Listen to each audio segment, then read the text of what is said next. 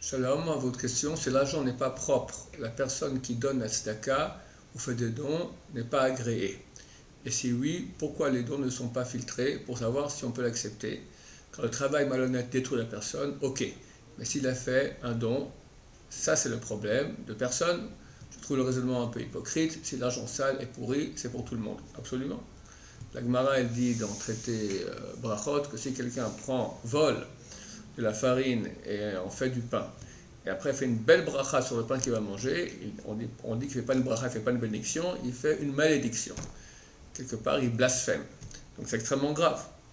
Donc il est clair que de même qu'on n'a pas le droit d'être un receleur, de profiter du butin d'un voleur, une yeshiva ou une synagogue ou toute autre œuvre de bienfaisance ou de mitzvah n'aura pas le droit de prendre de l'argent qui est volé. C'est clair.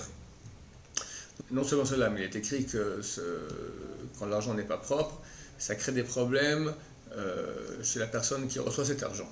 Étant donné que cet argent n'est pas propre et on l'utilise pour faire des mitzvot, le mal est installé et il va prendre racine et faire les mauvais fruits, des mauvaises pousses qui vont sortir de ce mal.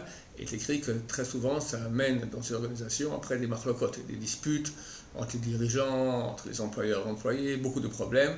En deux mots, c'est interdit et déconseillé. Le problème est comment pouvons-nous filtrer? Comment quelqu'un fait un don, est-ce que je peux aller maintenant vérifier si l'argent est propre ou pas? Si je sais qu'il n'est pas propre, alors je ne le prends pas. Mais d'habitude, on est dans le doute.